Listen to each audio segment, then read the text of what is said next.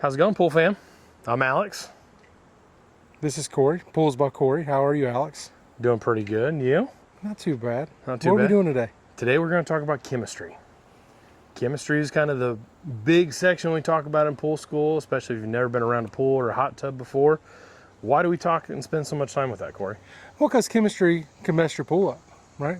It causes a lot of damage and it causes a lot of damage real quick. So staying on top of your chemistry, understanding what's going on with the water is a very vital part to owning a pool. Yeah. Like, what's the most important part of the chemistry here, Alex? So our three highlight areas that we really focus on are our chlorine, our pH, and our alkalinity. Okay.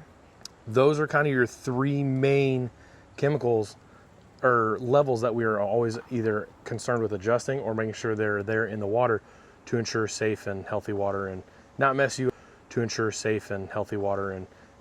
up being in the pool. Perfect. So if you're a salt system, yes, your salt system is there and it is a salt pool, but in the grand scheme of things, we are still generating chlorine. Correct? Correct. And it just makes the chlorine in the pool instead of having to add in it, tablets and liquid chlorine. You're not digging with a bucket of tablets and manually adding pucks each week to generate chlorine in the pool. The salt cell is actually producing it for you on a regular basis. So when we look at our levels in the pool, chlorine, we want to be between 1 and 3 parts per million for our most ideal range. And all these levels are regulated by the CDC, correct, Cory? Correct. So they have been paying attention to this. They've been watching this. Public pools are on the exact same setup and style for dosing their water and taking care of it and checking the levels. So there's science behind all of this. Chlorine in the water. Chlorine is our main sanitizer in a swimming pool, correct? Correct. So that is killing off all the grossness, the algae that's trying to grow in the pool, The bacteria. It is what is doing the main work in sanitizing and keeping that water nice and crystal clear. So if your chlorine is not in that 1 to 3 range, what do we do, Cory? Well, we need to shock it if it's at 0. Right. And we also need to turn up our chlorination, which would be turning the salt cell up or turn up the valve on your chlorinator to get more chlorine going to the pool every day. Exactly. Because we want that chlorinator to be able to give the pool the amount of chlorine we need each and every day rather than not having enough chlorine in the water. What makes the chlorine go low, Alex? There's a bunch of different things. So fresh water is probably a #1 thing that can change this level, and usage. So being in the pool, your body oils, your skin cell, all the other wonderful additives that come off of our bodies in the pool, like tanning lotion, sunscreen, all that plays a factor in destroying chlorine because chlorine's trying to neutralize it to keep it all nice and clear. Say you have a bunch of people in your pool. You haven't seen them get out in 3 or 4 hours. You're having a few more additives to that water than you would like to have. What kind of additives are you talking about there, Alex? Well, we could talk about that later. Yeah, we'll get into that. It's like I may have to go inside and check something, but yeah, you have a couple things. The sun is a big factor in burning chlorine too. So yes, UV rays. Yep, that is coming down and beating on this and destroying that levels. Now with the salt pool, we keep a lower cyanuric acid level, which is a stabilizer or sunblock for our chlorine, than what you would with a standard tablet pool. So standard tablets, we're a little bit higher range because it's actually not producing it each and every day. It is degrading what you add to the system.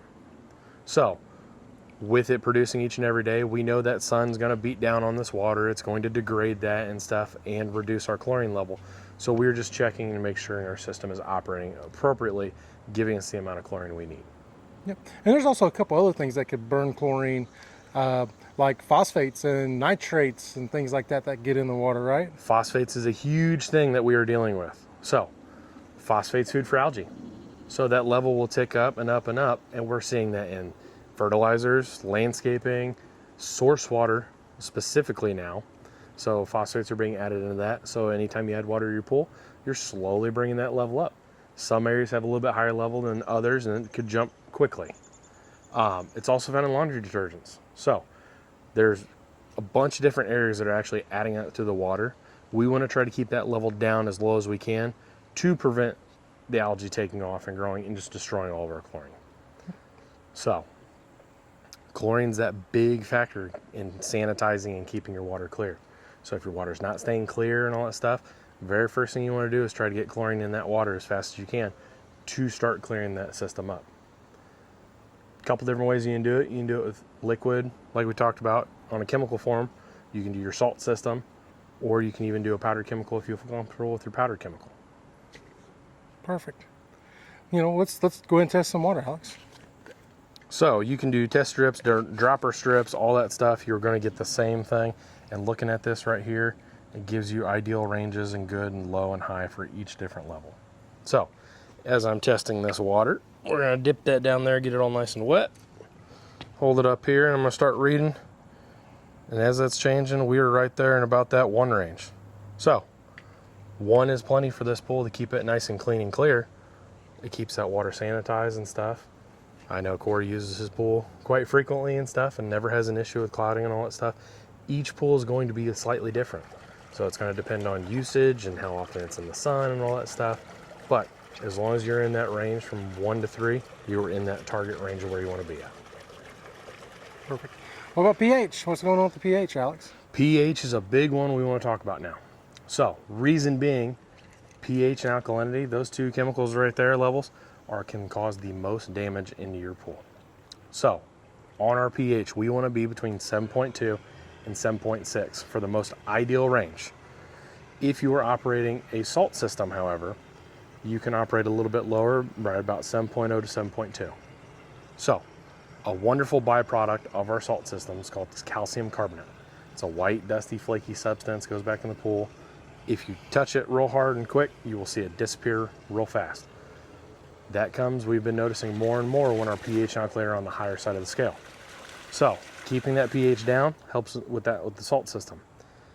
One big thing with pH though is what's dealing with the acidity of the water.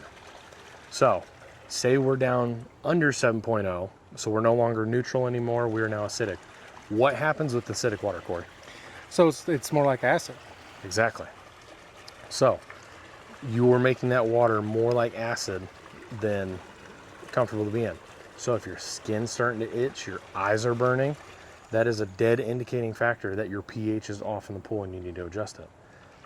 Also, one big thing to keep in mind, you have a lot of expensive equipment attached to your swimming pool. Your heater is one of those pieces of equipment. Bad pH and bad alkalinity can do work on that heater and destroy it. And we'll talk more of that when we go over by the pool equipment and things Exactly. like that. But talking on damage and stuff, we want to keep this level right in check. Perfect. Then the next one was the alkalinity. That's a form of pH, correct? Yes. So it's dealing with, the basis of the water and all that stuff. Alkalinity, we want to be between 80 and 120. So that is our sweet window where we want to be at. Same thing if you're operating a salt system, because we're operating a little bit lower on the pH, you want to operate a little bit lower on your alkalinity. It's not going to hurt anything. It's just going to assist with other parts of your system. Perfect. And on my pool here, we have the pool boy package as well. We put a lot of those on our pools. Helps maintain a 1. We also have a UV. The UV is the biggest thing. So, we didn't talk about additional sanitizers here, Alex. Yep. So, we have UV sanitizers. We also have the HydroPure, which is a UV and ozone combo. Yep. So it's adding that UV factor in there, neutralizing bacteria on a more microscopic level. So that way your sanitizer operates a lot more effectively. And then the ozone is in there oxidizing the water as well. Yeah. So. And what the good thing about UV is Yeah. You don't smell no chlorine, do you? So. There's no chloramines here, right? Exactly. The heavy chlorine smell that you were smelling in your pool is dirty combined chlorine, which is called chloramines. So that's that off gas and all that stuff. And that's that really heavy public pool smell you get. What's another way to kill chloramines? Another way is getting a good shock on the pool and hitting breakpoint. So chlorine breakpoint, what that is, that's spiking that level up high enough that it actually breaks apart all the dirty chlorine into free active chlorine. So that's the way it can neutralize it and stuff and get it out of the pool. Yeah. So if you go to a hotel pool that don't have a UV, you usually can tell as soon as you go in the lobby. You smell the chlorine. Right? Yep. You get close to the door. Yeah. You smell that dirty water. But if they have a UV, guess what? It's not there, is it? Yep. It helps neutralize that, so that way you're not getting as much dirty chlorine and stuff. Clears up the water. So our pool here with the pool boy package with this systems we put on there, it's more like swimming in pure water. Right. It's very low on the sanitizers. Right. and things like that. And I would go ahead and out on a limb and say that our water in my pool has less chlorine than the tap water coming to your house. Yeah. Yep. So, but yeah, each pool's different. I want to keep that in mind. So, other factors play into this too. What happens Right. if you start adding pets in the pool, Corey? Oh, pets! We just put 50 people in the pool. Exactly. So, each pet that goes in the pool is equivalent to 20 people. So, if you have 2 pets get in the pool, you got 40 extra people in your pool with you. So, their body oils, their skin cells, their hair, even hypoallergenic dogs, they're still adding into that because of their body oils. So, if the dogs get in the pool, you will have to operate your chlorine a little bit at a higher rate because you need that extra sanitizer to combat that extra beta load. So, even though, like I said, we're able to operate lower, sometimes if we have external factors and stuff, we want to be a little bit higher. Perfectly fine. Each pool is individual. So, I know we did the chlorine earlier. Yep. So we're going to dip and read and see where our levels are in the rest of this. So, looking at this, we are right at about that 7.0 range, 7.2, and we are right at about 100 on our alkalinity. And you can see right there our cyanuric acid is down at 0, so we're able to operate in that lower range of cyanuric acid because of the way our pool boy package works. So, for example, if your pH is too low, what do we have to do first, Corey? If the pH is too low, well, we got to get some pH plus in it. Yep. Right. Which is either soda ash or sodium carbonate. Yeah. It's powder form, goes right in the pool. That'll start bumping that level up. Well, if it's too high, Alex. If it's too high, the very most effective thing is muriatic acid. However, you can get it in the dry formula, which is called dry acid. But muriatic, you use a lot less of it. If you have a salt system, you're going to be using it a lot more frequently, and you use it to clean your salt cell as well. So getting comfortable with using that chemical helps out a lot.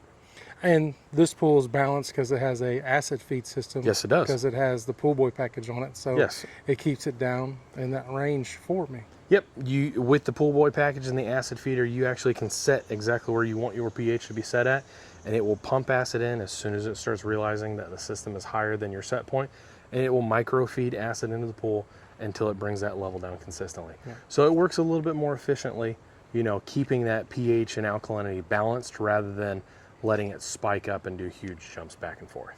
Yeah, and good thing about that as well is like I don't have a problem with calcium buildup and things like that coming Right. out of the returns from the salt cell because my pH is about a 7.2, 7.1 Yep. area, and it's always dissolving it because of that pH level. It neutralizes it before it makes it back here to the pool. So the way the acid injects in the pool, it goes right before your salt cell, so it helps clean that salt cell while it's going in the pool as well.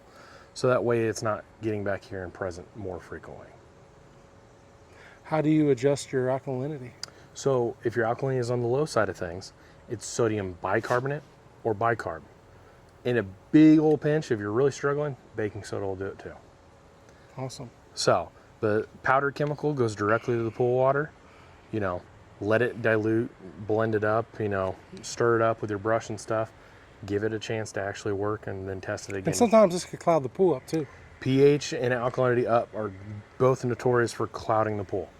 So a rule of thumb I always have when we talk about using the pool and parties and all that stuff, check your pool, make sure it's in a safe level. If you need to do small tweak adjustments and stuff like that, do it after your party. So if you're a little bit low on chlorine, trust me, like we talked about earlier, people in that pool 3-4 hours, you're gonna want to shock it when you're done anyways. And lowering alkalinity is the same with lowering pH. It's done with Muriatic acid, hydrochloric acid, whatever Yep. you can see from Yep. Your hardware store, pool stores as well, by the gallon. It goes in there. You want to be real careful with it because it is corrosive. So if you spill it on your nice new beautiful deck, you're going to put some white stains on it.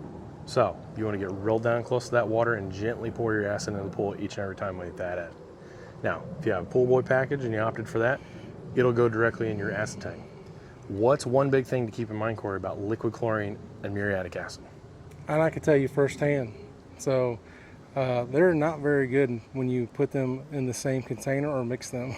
Exactly. So if you mix them together in a bucket or container by themselves, you make chlorine gas. So always avoid doing that. You do not want to have that. That's a bad phone call you don't want to have. So chemical going in the water is perfectly fine doing it at the same time. don't mix your chemical before you put it in at once. Yeah, anything that mixes with like a powder shock too can flame up and catch fire. Yep. A lot of people don't realize that chlorine and Coca-Cola will flame up as well. Yep. So this is all very volatile. It'll That's one thing explode. I like about the Liquid. salt systems as well, is that guess what? I don't have to have liquid chlorine around like as much as I do with anything else. I don't have to have a bunch of tablets around as well. Then the pool boy package, I just come back and put it right in the tank. I'm not storing bottles everywhere. Yep. As well. You have a lot smaller quantities of what you would and stuff. Correct. Now, there are tweaks and stuff beginning of the season, into the season, where you may have to supplement a little bit, but you don't have to have it consistently every couple days adding it to the pool. Awesome. Catch you later, Alex. Later.